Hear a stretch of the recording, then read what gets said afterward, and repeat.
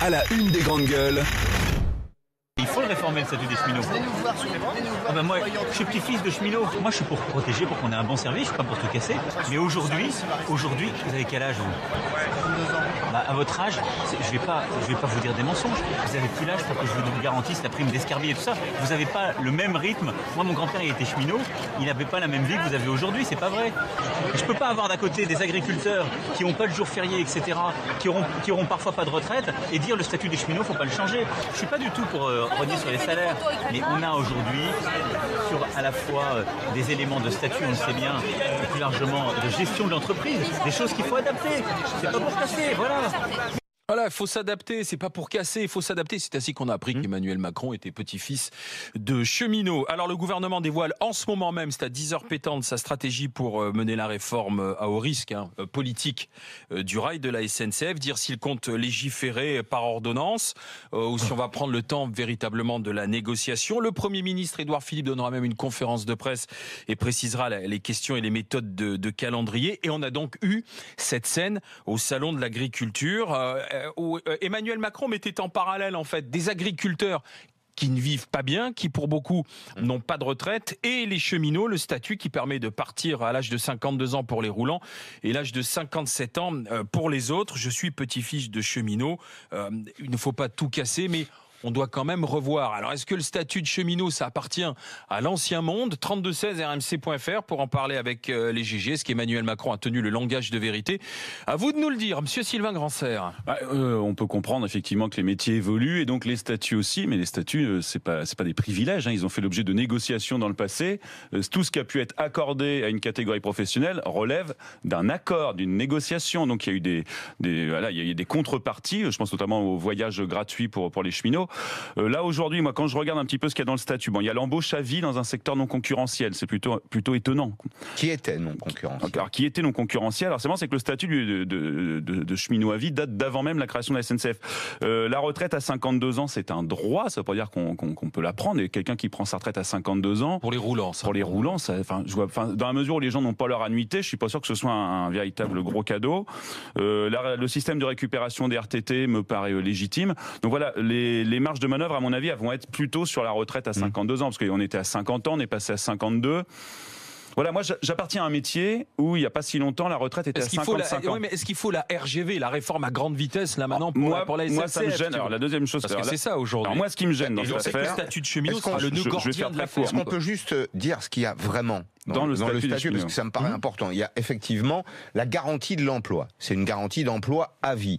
Le deuxième élément qui est fondamental, c'est l'échelle de progression garantie. C'est-à-dire que dans la vie du cheminot, il y a le passage d'un statut à un autre, c'est garanti dans le temps, c'est un mécanisme qui est connu, alors qui a aussi des effets un peu pervers. Dans les 6 derniers mois de carrière, et notamment dans les 2 derniers mois qui déterminent le niveau de la retraite, de la pension de retraite, 75% souvent, garantie d'ailleurs. Oui, on a une progression très rapide du cheminot pour qu'il puisse accéder à un niveau de retraite élevé. Et puis le troisième élément, c'est les règles de mobilité. Tout ce que Sylvain a évoqué, c'est-à-dire la médecine gratuite et sans frais, les gratuités, je vais dire que c'est quasi marginal. Mais retenez, emploi à vie, passage d'un grade à un autre garanti et règles de mobilité. C'est vrai que c'est un statut qui n'est pas un privilège, ce sont des avantages professionnels. Donc il faut avancer sur ce dossier, il faut le revoir. Mais il faut surtout revoir le statut socle. Il faut revoir la règle des 35 heures. Le statut des cheminots, il faut le dire, il coûte 1 milliard de productivité par an, c'est-à-dire que la collectivité paye 1 milliard. Si on était hors du statut, la productivité serait un peu supérieure. Moi je dis une chose simple, et je pense qu'on sera tous d'accord là-dessus, en France on ne peut plus faire de réformes. Enfin, on a tous acquis cette conviction, de droite ou de gauche, on ne peut pas faire les réformes contre les gens. Il faut discuter avec eux. Oui, sauf que le gouvernement, il est même parti sur une idée d'ordonnance pour essayer d'aller plus vite en disant que le statut des cheminots en 2018, c'est l'ancien monde. Ok, c'est vrai que c'est l'ancien monde. Oui, c'est un peu l'ancien monde, mais c'est le contenu du statut. C'est pas le statut lui-même. On peut faire évoluer ce qu'il y a dedans, mais on n'est pas obligé d'imposer ça comme une espèce de sanction à ce qui serait des privilèges. C'est pas des privilèges, c'est des avantages. Pour les nouveaux embauchés, ils seraient sur un statut contractuel, quoi. Voilà. Mais voilà, moi ce qui me gêne mentionne juste pour finir, c'est donc d'aller vers un système d'ordonnance qui donnerait l'impression justement qu'il n'y a pas de débat alors que la base c'est la négociation.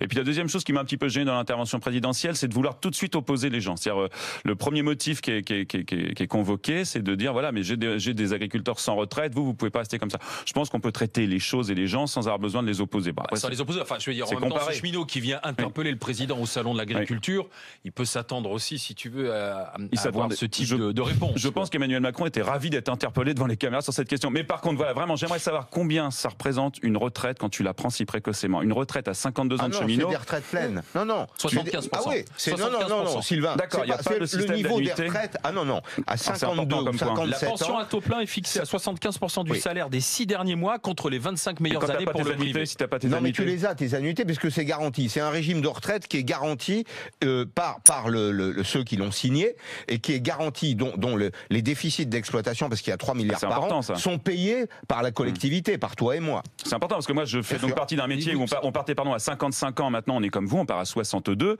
Et si tu pars à 62 ans sans tes annuités, t'as beau être prof des écoles, tu te prends la décote dans les dents. Bien sûr, c'est pas le cas. C'est pas du tout le même cas. Jules Dagosseri, statut de cheminot, est-ce que c'est l'ancien monde ? Écoute, moi, je vois déjà une très bonne raison, toute personnelle, pour que ce statut évolue enfin définitivement, c'est que ça libérera du temps de parole, parce qu'on en débat depuis des années, et que c'est toujours le même sujet. Ensuite, si c'est l'ancien monde, je pense que c'est plutôt, l'intervention de Macron, ou même sa présence au salon de l'agriculture, qui pour moi relève de l'ancien monde, mais bon, ça on pourra en débattre. On en parlera tout à l'heure dans le monde de Macron avec la poule, l'histoire de la poule. Exactement. Agathe. S'agissant du statut des cheminots, c'est vrai que le mot statut en lui-même, tout de suite, ça crispe, parce qu'on a l'impression que c'est quelque chose de figé. On a l'impression qu'ils ont... Ça a trait à l'humain aussi, oui. Voilà, on se dit, ils ont un statut. Alors ça fait un peu, ils sont supérieurs à nous, ils ont un statut. Donc on a tous un statut. Oui, mais on parle de statut vraiment pour ce type pour cette profession-là. Moi, pour avoir travailler avec des cheminots, parce qu'en fait, quand j'ai commencé, je travaillais dans une filiale de la SNCF. Tu travaillais chez ICF? Alors, avec ICF, oui, mais pas loin, parce qu'ils ont de nombreuses filiales de la SNCF, dans l'immobilier social. C'est le deuxième plus gros propriétaire foncier, la SNCF. Oui. Ils ont pas mal de filiales, et notamment dans le logement social. Moi, je travaillais pour une de leurs filiales. Et donc, j'ai travaillé pas mal de cheminots, parce que quelquefois, ils sont détachés dans certaines filiales quand ils veulent faire du travail de bureau, etc. Et donc, mes collègues, parce que c'était mes collègues, elles m'expliquaient, alors, c'est la raison pour laquelle on va à la SNCF. C'est qu'on y va en sachant que le salaire, parce qu'au niveau du salaire, le salaire est très peu comparé aux primes qui sont ajoutées sur le salaire. Et donc, on postule à la SNCF parce que, alors je ne sais pas si c'est encore le cas, mais parce que à l'entretien ou aux séances de recrutement, on vous explique quand même que oui, c'est très peu, vous allez avoir 900 €, mais à côté, vous avez ça, et des billets gratuits. On n'a pas 900 €. Non, 900 €, c'était quand vous rentrez à l'échelon, à un échelon très bas. Non, mais personne n'est payé 900 € à la SNCF, soyons sérieux. Non, mais au minimum. Non, mais même au minimum. Alors moi, je t'explique. Non, mais je t'explique ce qu'une de mes collègues m'expliquait quand elle est rentrée il y a maintenant 15-16 ans, c'est pas maintenant. Mais donc qu'on leur vend, voilà, c'est ça, mais qu'on leur vend aussi ce statut. Donc on leur vend aussi ce statut, c'est-à-dire tous les avantages qui vont avec. Et donc justement, eux, ils y rentrent aussi pour ça et ils acceptent aussi ces conditions de travail. Pas forcément par conviction, mais c'est parce que tu as un statut protecteur. Donc, voilà. T'as raison. Donc ils s'y accrochent parce que c'est la raison pour laquelle ils y sont entrés. Donc moi je suis pour qu'on réforme tout ça parce que je suis salarié et que je n'arrive pas à comprendre idéologiquement peut-être pourquoi est-ce que certains ont plus de privilèges, en tout cas c'est une retraite. C'est pas des privilèges, c'est des avantages négociés. Oui, voilà, mais un départ à la retraite beaucoup plus précoce que le mien. Mais je peux comprendre qu'ils s'y accrochent parce que c'est pour ça c'est ce qu'on leur a vendu. Comme dans l'armée, comme dans l'armée. Moi, je me souviin du temps de. Alors, puisqu'on est parti dans le XXe siècle, Tonzi, du temps du service militaire, la fréquentation de quelques militaires m'avait un peu troublé parce que nombre d'entre eux ne venaient pas du tout pour défendre la patrie, mais aussi parce qu'ils disaient, moi, tu sais, à partir de 35 ans, ça y est, j'ai déjà une première retraite qui m'assoit une base et puis je peux travailler par-dessus. En 1947, puisque chacun raconte son enfance. Non, c'est pas tout à fait la mienne. Et puis on écoute Didier Aubert, la CFDT cheminot dans un instant. En 1947, en effet, la situation des cheminots était complexe, notamment celle des roulants. Il y avait des conditions d'exercice qui avaient un impact sur la santé des gens. L'espérance de vie d'un cheminot à la sortie de la guerre, c'est un moment où les statuts se sont négociés quand même. même. Donc on est très loin là. L'espérance de vie d'un cheminot était autour de 50 ans. C'est plus le cas aujourd'hui. C'est d'ailleurs ce que disait Macron au salon de l'agriculture l'autre jour. Mais je pense que dans le cas de la SNCF, puisqu'on parle beaucoup de statut, il faut qu'on passe en France de façon définitive de la protection des statuts à la protection des personnes. Les statuts, c'est bien. Mais le statut figé, rigide, au bout d'un certain temps... Non, ça ne protège plus, parce que ça expose. Qu'est-ce qui va se passer?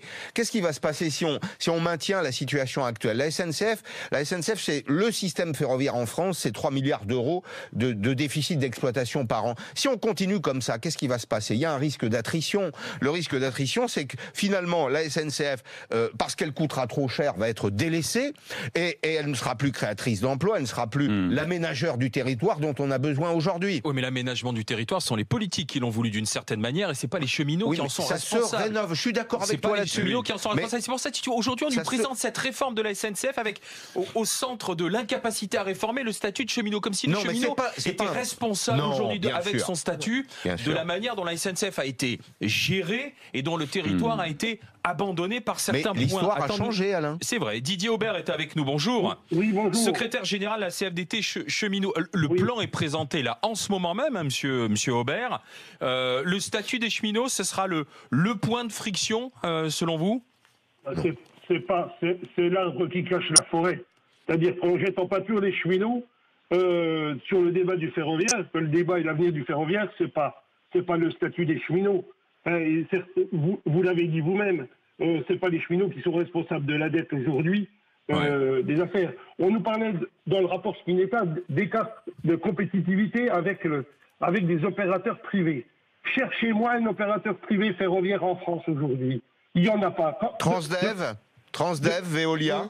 Mais ils ne font aucun train en France, ces entreprises-là aujourd'hui. Vous avez raison, monsieur Aubert. Mais ils opèrent. Nous avons des écarts concurrentiels on est dans l'incapacité de dire aujourd'hui, la convention collective qui serait susceptible de couvrir ces agents qui seraient de Transdev ou Veolia n'est encore pas fini de négocier. On n'a encore pas négocié la classification ni la rémunération. Comment peut-on affirmer qu'ils vont coûter 20% moins cher que des cheminots au statut? Parce qu'on sait que le statut consomme, crée des conditions de travail qui, coûtent cher c'est les coûts de production qui sont en cause. On pourrait assouplir les règles des 35 heures, on pourrait assouplir les règles autour de la réduction du temps de travail et des RTT notamment. Et donc ça permettrait d'être un peu plus productif quand on compare avec les étrangers, par exemple. Mais monsieur Aubert, est-ce que vous croyez pas que la concurrence c'est un mythe? Moi, je pense que c'est un mythe. Personne ne veut attaquer la SNCF, personne n'a les moyens de le faire en réalité. Nous sommes capables, la CFDT, de défendre à la fois le statut, et nous avons au mois de décembre organisé un colloque sur l'ouverture à la concurrence et l'avenir du ferroviaire. Mais alors pourquoi être déjà en grève le 22 mars? Déjà, le 22 mars, ça ne vous aura pas échappé que c'est pas une action de la CFDT. Non, pas une grève. D'accord. Et que le 22 mars, il y a aussi une conjonction des luttes avec la fonction publique, chose que nous ne partageons pas du tout. Et que derrière ça, nous, ce que nous souhaitons, c'est avoir un véritable débat. C'est pas celui, la dette des cheminots, le statut, c'est un faux sujet. Vous voyez, il y a eu l'application du jour de carence. Le statut a été adapté comme le jour de carence. Quand j'entends le président de la République qui met en pâture, en répondant aux cheminots au salon de l'agriculture, en disant les agriculteurs n'ont pas de jour férié, les agriculteurs n'ont pas de retraite, est-ce que ce serait uniquement les cheminots qui auraient des jours fériés de la retraite dans ce pays? Non, bien sûr. C'est une manière d'aborder les sujets qui sont quand même un petit peu... D'accord, mais c'est quand même les cheminots qui sont arc-boutés aussi, dès qu'on a essayé de changer aussi ou de faire un peu bouger les choses à la SNCF, Didier Aubert. Moi, j'ai la prétention de la connaître. Vous avez quel âge, Didier Aubert, aujourd'hui? Moi, j'ai 56 ans. Je suis rentré à la SNCF en apprenti. Je vais avoir 40 ans d'entreprise. Donc l'année prochaine, vous êtes à la retraite, vous? Alors, j'ai fait des petits calculs. Vous savez qu'on est passé à 40, on va passer à 43 ans de cotisation. Ouais. Pour avoir dans ces conditions, il faut que si j'ai mes 43 ans de cotisation, j'ai 75% de votre dernier salaire de mes 6 derniers mois. Oui.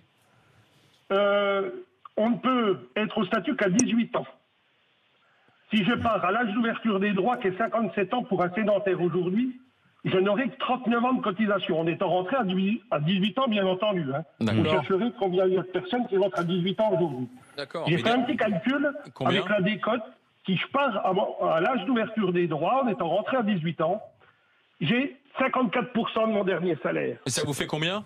Eh bien, 54% de mon dernier salaire, moi, qui suis relativement bien, parce que je finis cadre, ça me fera 54%, ça me fait 1 750 €. Voilà la réalité.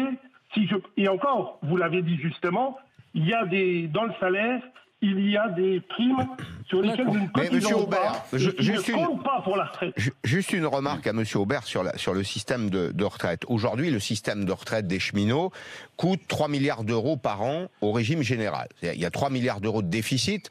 Alors, c'est pas la responsabilité des cheminots. Pourquoi est-ce qu'on en est là ? Il y a 150 000 actifs et il y a un peu plus de 300 000 ayants droit. Donc tout le monde comprendra qu'un régime dans lequel le nombre d'actifs a tendance à baisser et le nombre d'ayants droit, de ceux qui ont droit aux pensions, augmente, est un régime qui produit des déficits.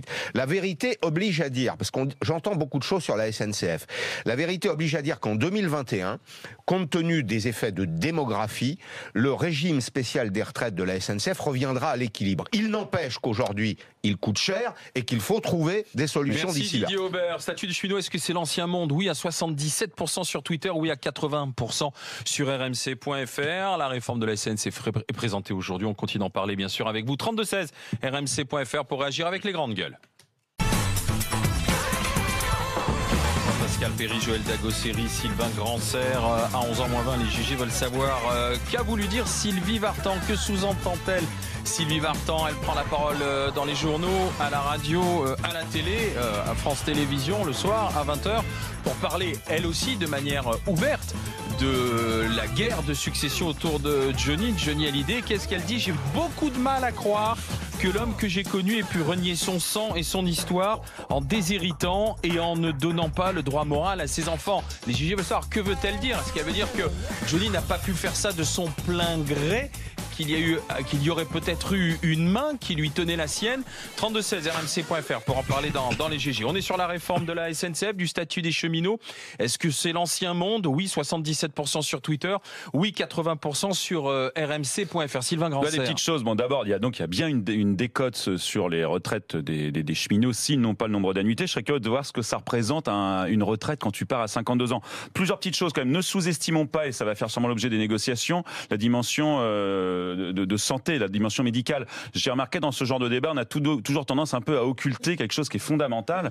Ça abîme le travail en 3-8, ça abîme. Il y a des statistiques sur l'espérance de vie. Il n'y a pas que les cheminots qui sont en 3-8. Je suis d'accord, mais c'est vrai qu'on les horaires décalés. Voilà, mais les horaires décalés, on sait que ça. On a l'impression qu'aujourd'hui, si tu veux, le seul salarié auquel il ne faut pas toucher parce qu'il fait les 3-8 ou les horaires décalés, tu vois, c'est les cheminots qui ont un statut et une statue, quoi. Mais ne le sous-estimons pas. Et puis, il y a autre chose qui me dérange un tout petit peu, c'est le phénomène où quand tu te fais rayer ta voiture, t'es mauvais. Mais quand tu vois que toutes les voitures de ta rue ont été rayées, ça va mieux. Et j'ai l'impression que c'est ça qui est employé actuellement. Je sens qu'il y a beaucoup de Français qui vont être soulagés. Les Français vont dire, bon, je suis pas tellement gagnant en ce moment, mais si tout le monde se fait avoir, ça va, je me sens mieux. Dernière petite chose, l'opinion publique, ça va être déterminant. En 1995, l'opinion publique était quand même du côté des cheminots. Et pour un président des riches, comme on le présente souvent du côté d'Emmanuel Macron, comme on présente Emmanuel Macron souvent, ça va être déterminant, je t'assure, de savoir est-ce qu'on s'attaque à un privilège ou on s'attaque aux petits. Et ça, dans l'opinion publique, ça va être déterminant. Je vais faire juste deux remarques. Effectivement, la retraite, on la prend à 52 ou 57 ans quand on a ses années.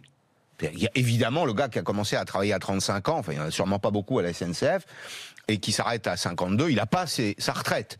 Donc il y a un temps, il y a deux éléments pour obtenir sa retraite, le temps travaillé et l'âge de départ à la retraite. C'est comme partout ailleurs. Enfin, Sylvain, 150 000 actifs, 310 000 ayants droit. J'ai envie de te dire...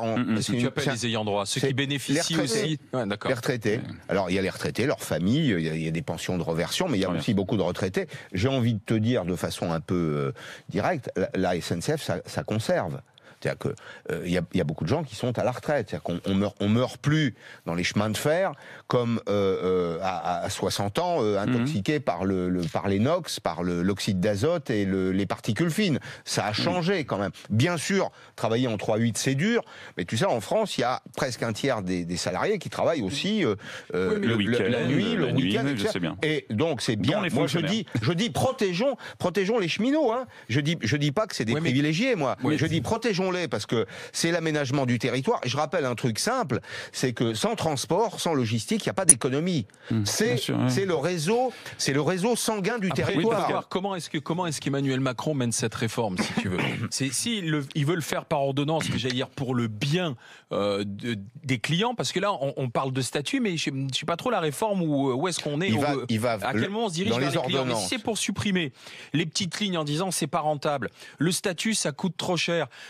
Moi, je pense que même au sein de l'opinion publique, il y a mais attends, mais c'est quoi? C'est une entreprise de démolition.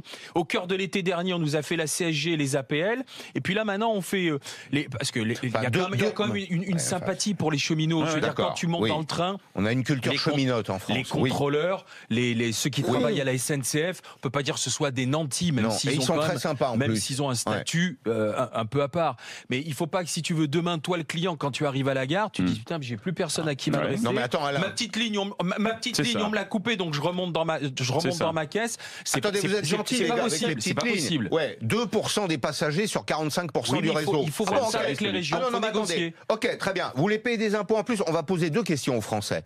Est-ce que vous voulez maintenir partout le train? Je suis sûr que 90% vont me dire oui. Est-ce que vous êtes d'accord pour payer? Pour maintenir partout le train. Ils te diront non. Les Français sont dans le paradoxe. Pardon, mais 45% du réseau et des petites lignes, c'est 2% des passagers. Oui, alors on fait comment? Je suis d'accord que dès qu'on va poser la question sur l'argent, ça va commencer à poser problème, mais après on peut réaffecter.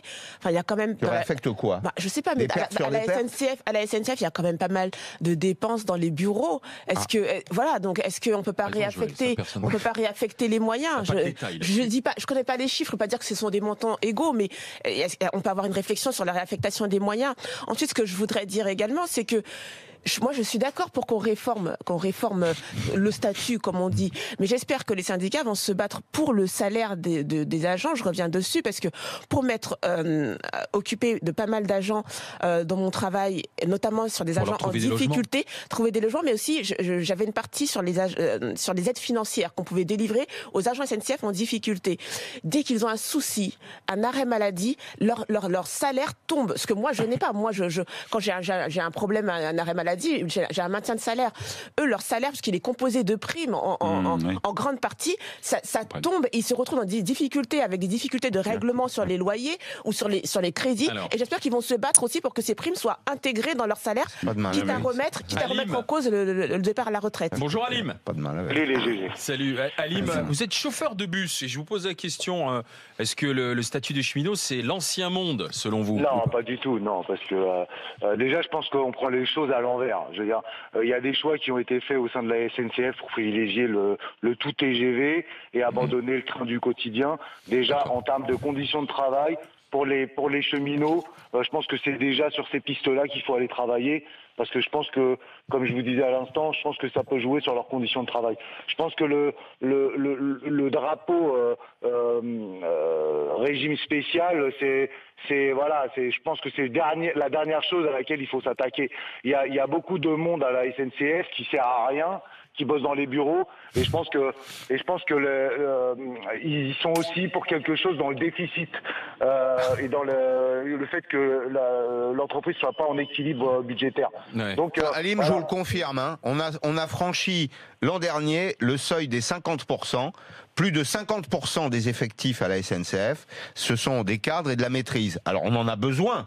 Je dis pas qu'il faut pas de cadre et pas de maîtrise, mais là, vous savez, on en revient à la formule de Paracène. Hein, rien n'est poison, tout est poison. C'est la dose qui fait le poison. Et là, il y en a vraiment trop.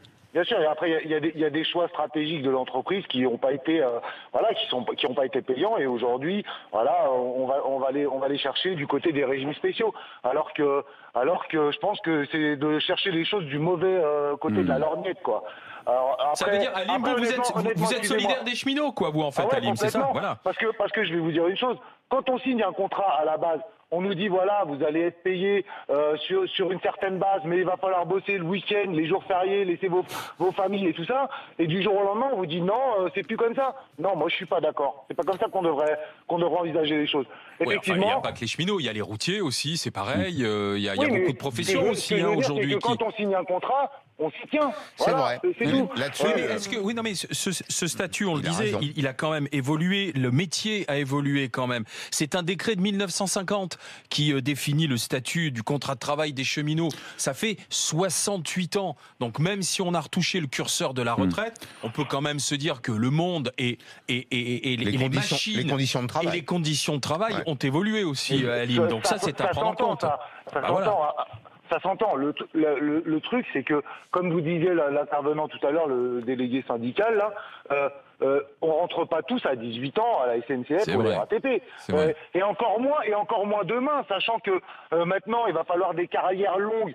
Les jeunes, aujourd'hui, ils sont pas sur le marché du travail à 18 ans. Vous imaginez bien que ça fait des pauvres retraités dans 30 ou 40 ans. Donc à un moment donné, voilà, il faut prendre les choses dans leur globalité. Il ne faut pas juste voir les choses comme ça. Alim, je vous envoie un t-shirt DGG. Merci d'avoir été avec nous, Alim. C'est pour ça, vraiment, il faut que les gens aient en tête, il n'y a pas de privilège, il y a des avantages acquis par la négociation.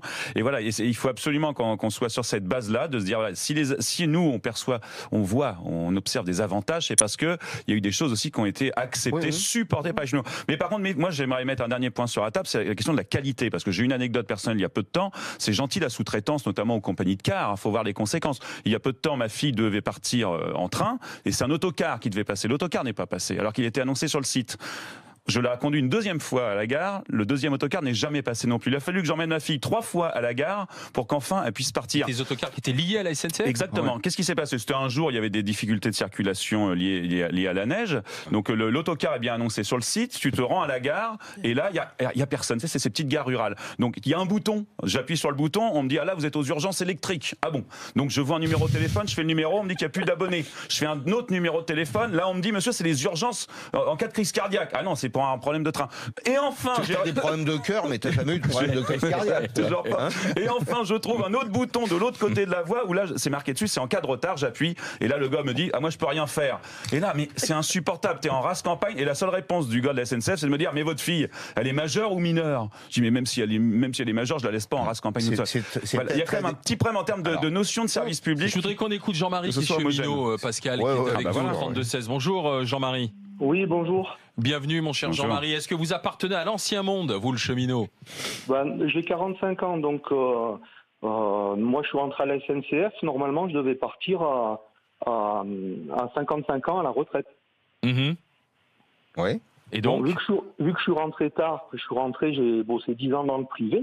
Je pense que, vu comme c'est parti, même si on me disait tu peux partir à tel moment à la retraite à 57 ans, vu la retraite que j'aurai sûrement moins de 1 000 euros, donc je vais partir à plus de 60 ans. Mais si vous avez travaillé dans le privé, vous avez cotisé aussi dans le privé. Vous allez donc avoir une retraite hybride.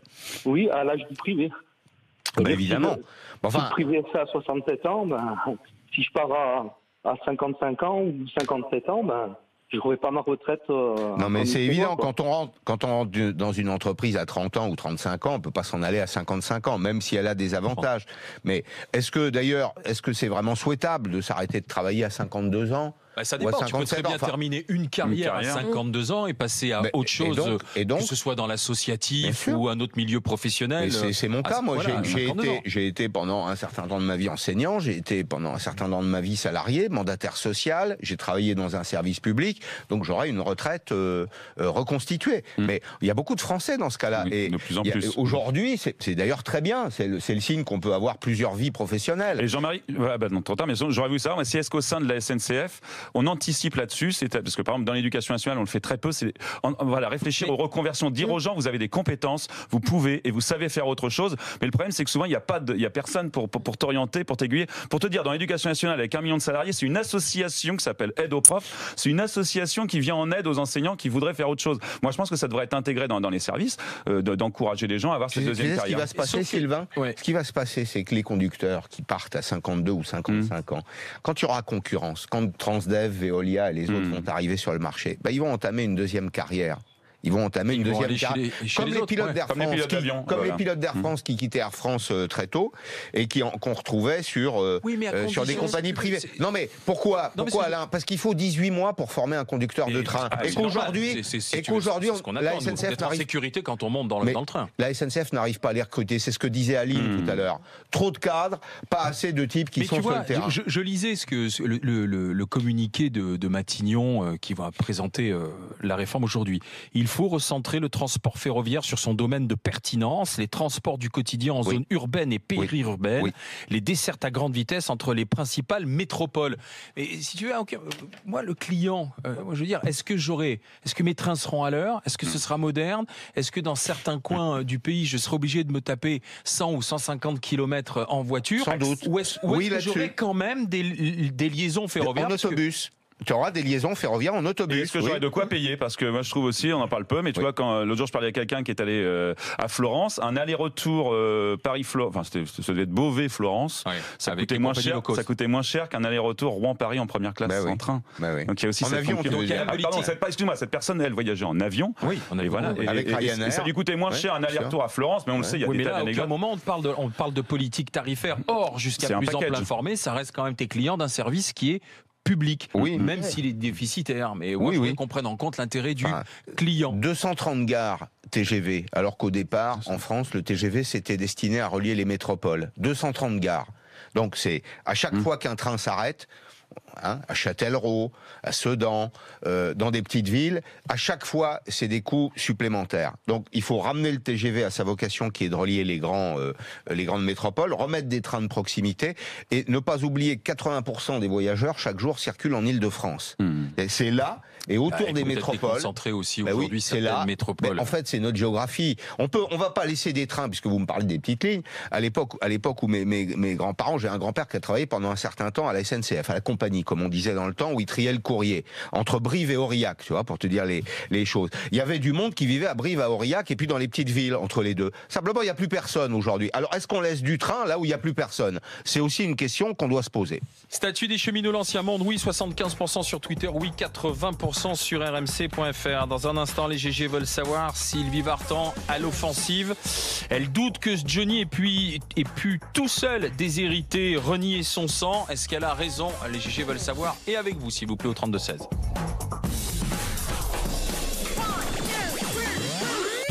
Je vous lis les réactions à propos de la SNCF sur internet rmc.fr. J'ai Jérôme qui m'écrit: le cheminot pleurniche, pourquoi il va toucher 1 700 € à la retraite? Moi j'ai donné 10 ans de ma vie en travaillant pour la Marine nationale, puis plus de 20 ans de chef de chantier, et je toucherai seulement entre 800 et 1 200 €. Katia nous dit: n'oublions pas que de plus en plus de gens entrent dans la fonction publique après 30 ans, après des années de galère et de chômage. Beaucoup n'auront pas leur année de cotisation. Anthony nous dit: je suis cheminot, la seule condition qui fait que je pourrais envisager la réforme de mon statut, c'est de tout remettre à plat. Pour nos politiques aussi également, il n'y a pas de raison qu'il n'y ait que nous. Christelle nous dit: moi je trouve que le statut de cheminot doit évoluer, surtout l'âge de la retraite. C'est une injustice sociale par rapport aux agriculteurs, aux artisans et aux commerçants. Et Max on va pas comparer aux plus pauvres de ce pays non plus. Max nous dit: la réforme de la SNCF et particulièrement celle de son régime de retraite est un des dossiers sur lequel j'attends Macron. Il ne doit rien lâcher, me dit Max.